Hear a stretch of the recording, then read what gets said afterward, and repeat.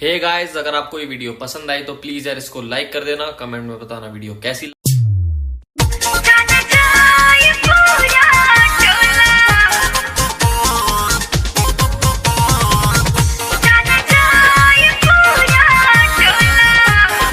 Music by Amit लारा।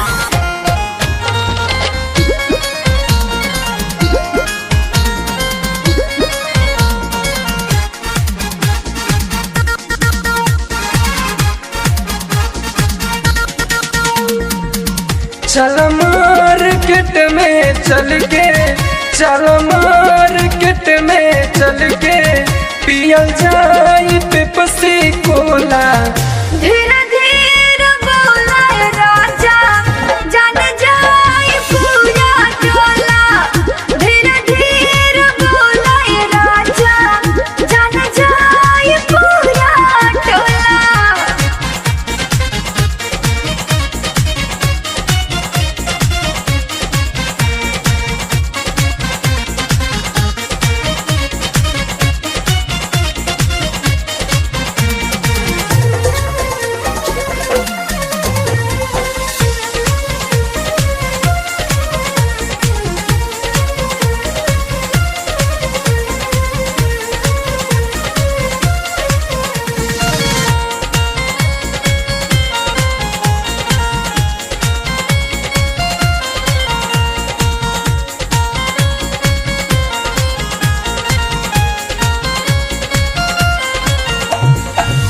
जोश में न होश जान खाई हाय राजा।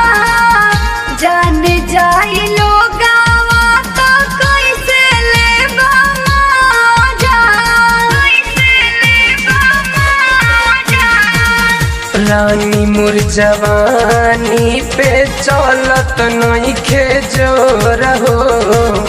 देखी तो हर गाल गुलाबी मारे हिलो रहो। दिन भर में सौ बेरी, दिन भर में सौ बेरी चर्चा तोहरे होला।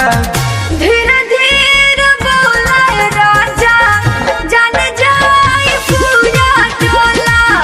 धीरे धीरे बोला राजा, जान जाए पूरा टोला।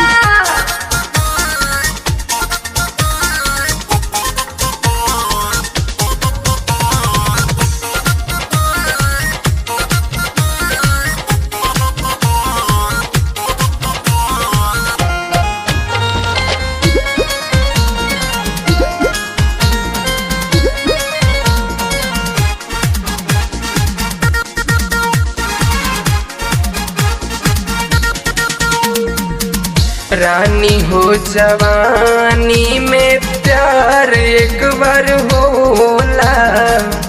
जान चाहे गौआ पूरा, जाने चाहे टोला।